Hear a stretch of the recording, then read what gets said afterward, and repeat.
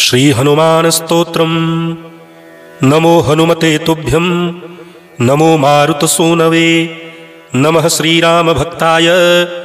श्यामास्याय च ते नमः। नमो वानरवीराय सुग्रीव सख्यकारिणे लंकाविदाहनार्थाय हेलासागरतारिणे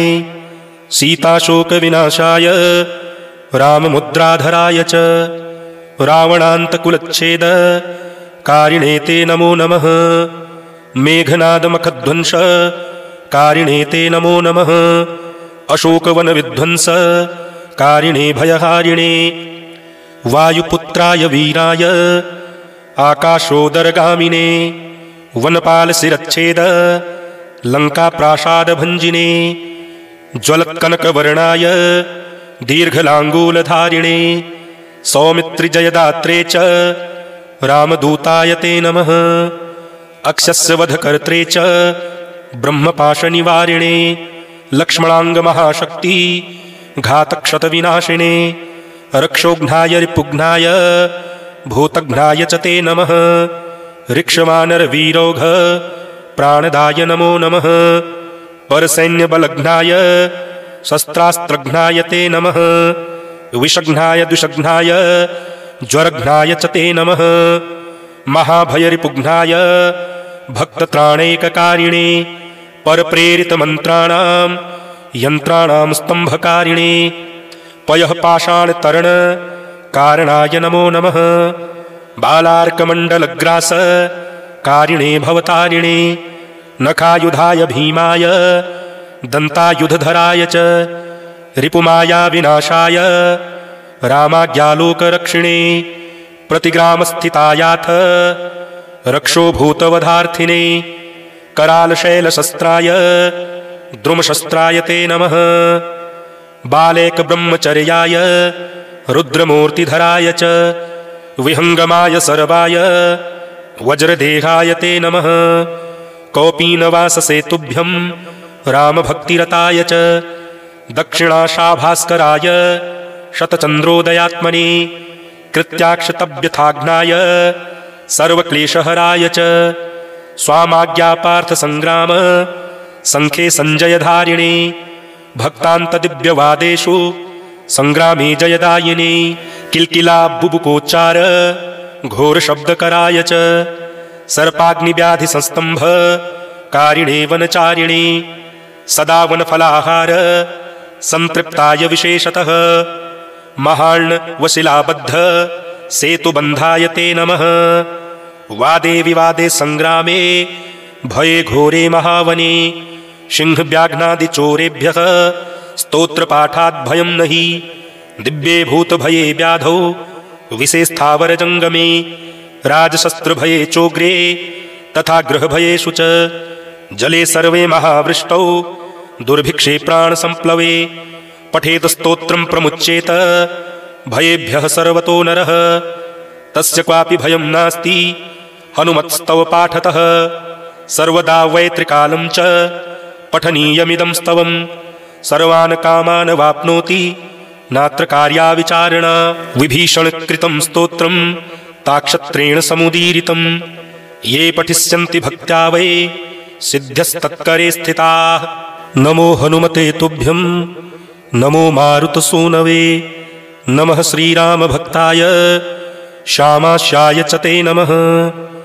नमो वानरवीराय सुग्रीवसख्यकारिणे लंकाविदाहनार्थाय हेलासागरतारिणे सीताशोकविनाशाय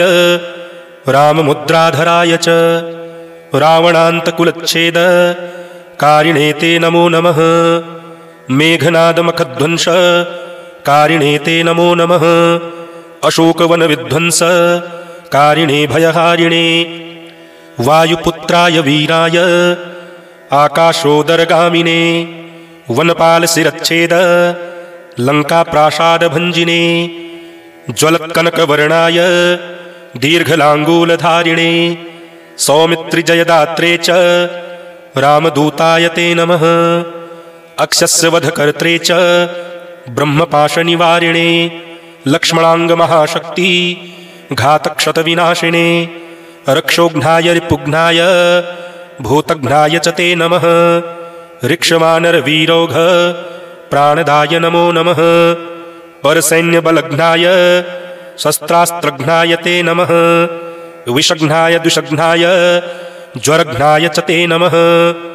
महाभयरिपुघ्नाय भक्तत्राणैककारिणे परप्रेरितमन्त्राणां यन्त्राणां स्तम्भकारिणे पयः पाषाणतरण कारणाय नमो नमः बालार्कमण्डलग्रास कारिणे भवतारिणे नखायुधाय भीमाय दन्तायुधधराय च रिपुमायाविनाशाय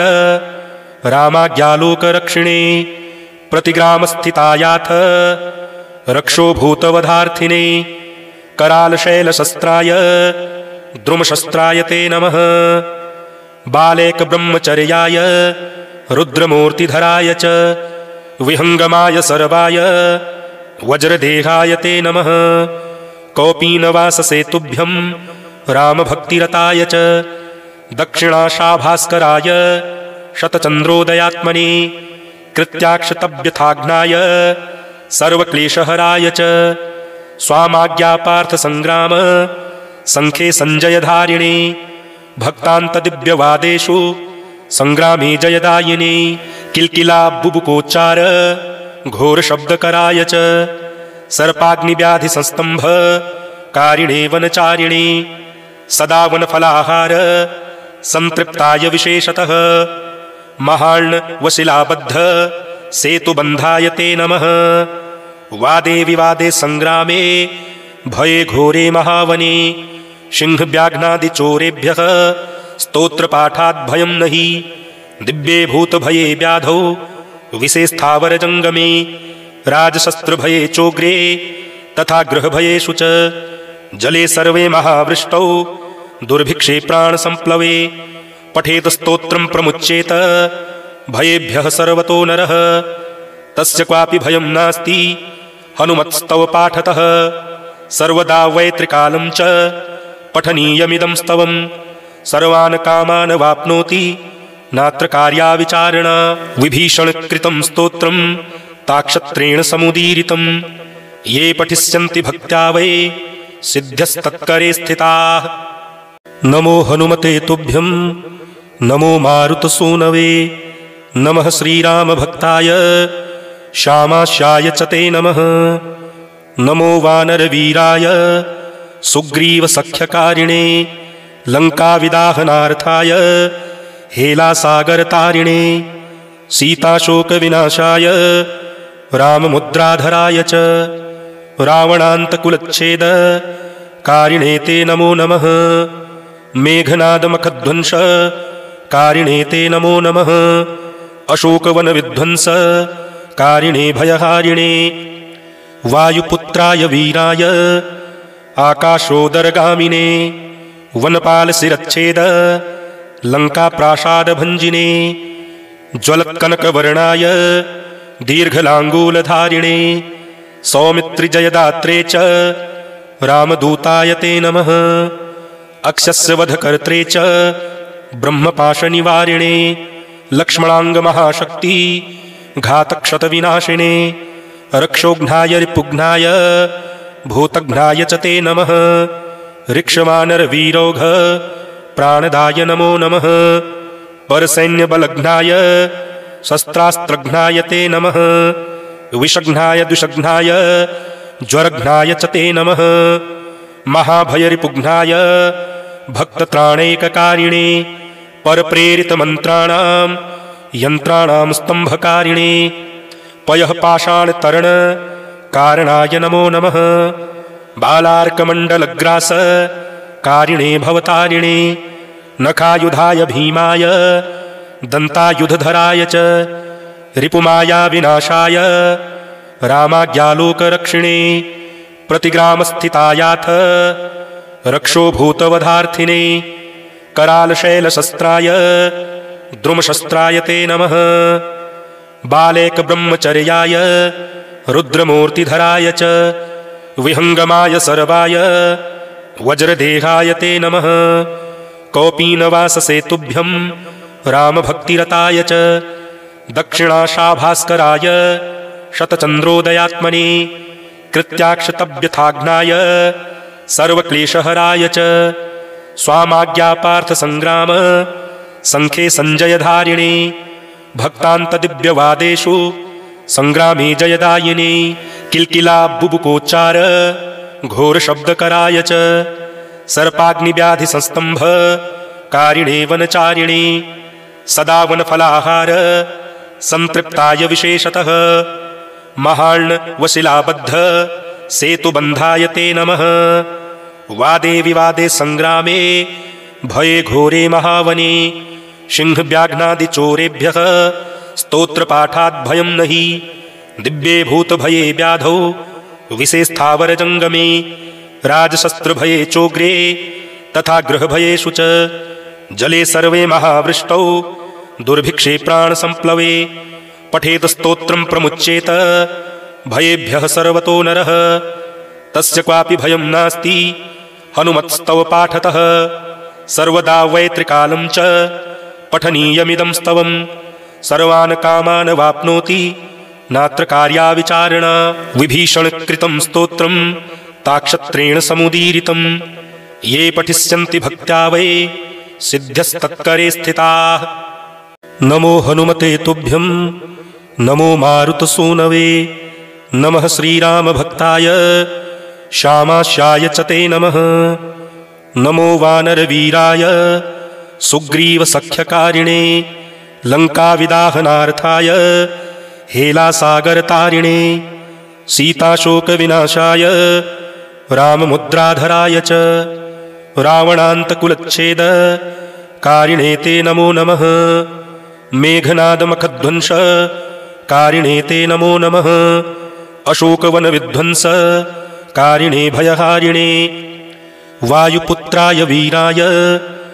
आकाशोदरगामिने वनपालशिरच्छेद लङ्काप्रासादभञ्जिने ज्वलत्कनकवर्णाय दीर्घलाङ्गूलधारिणे सौमित्रिजयदात्रे च रामदूताय ते नमः अक्षस्य वधकर्त्रे च ब्रह्मपाशनिवारिणे लक्ष्मणाङ्गमहाशक्ति घातक्षतविनाशिने रक्षोघ्नाय रिपुघ्नाय भूतघ्नाय च ते नमः ऋक्षवानरवीरोघ प्राणदाय नमो नमः परसैन्यबलघ्नाय शस्त्रास्त्रघ्नाय ते नमः विषघ्नाय दुषघ्नाय ज्वरघ्नाय च ते नमः महाभयरिपुघ्नाय भक्तत्राणैककारिणे परप्रेरितमन्त्राणां यन्त्राणां स्तम्भकारिणे पयः पाषाणतरण कारणाय नमो नमः बालार्कमण्डलग्रास कारिणे भवतारिणे नखायुधाय भीमाय दन्तायुधधराय च रिपुमायाविनाशाय रामाज्ञालोकरक्षिणे प्रतिग्रामस्थितायाथ रक्षोभूतवधार्थिने करालशैलशस्त्राय द्रुमशस्त्राय ते नमः बालेकब्रह्मचर्याय रुद्रमूर्तिधराय च विहङ्गमाय सर्वाय वज्रदेहाय ते नमः कौपीनवाससेतुभ्यं रामभक्तिरताय च दक्षिणाशाभास्कराय शतचन्द्रोदयात्मने कृत्याक्षतव्यथाघ्नाय सर्वक्लेशहराय च स्वामाज्ञापार्थसङ्ग्राम सङ्ख्ये सञ्जयधारिणे भक्तान्तदिव्यवादेषु सङ्ग्रामे जयदायिने किल्किला बुबुकोच्चार घोरशब्दकराय च सर्पाग्निव्याधिसंस्तम्भ कारिणे वनचारिणे सदा वनफलाहार संतृप्ताय विशेषतः महार्णवशिलाबद्ध सेतुबन्धाय ते नमः वादे विवादे सङ्ग्रामे भये घोरे महावने सिंहव्याघ्नादिचोरेभ्यः स्तोत्रपाठाद्भयं नहि दिव्ये भूतभये व्याधौ विषेस्थावरजङ्गमे राजशस्त्रभये चोग्रे तथा गृहभयेषु च जले सर्वे महावृष्टौ दुर्भिक्षे प्राणसम्प्लवे पठेत स्तोत्रं प्रमुच्येत भयेभ्यः सर्वतो नरः तस्य क्वापि भयं नास्ति हनुमत्स्तव पाठतः सर्वदा वै त्रिकालं च पठनीयमिदं स्तवम् सर्वान् कामान् वाप्नोति नात्र कार्या विचारणा विभीषणकृतं स्तोत्रं ताक्षत्रेण समुदीरितं ये पठिष्यन्ति भक्त्या वै सिद्ध्यस्तत्करे स्थिताः।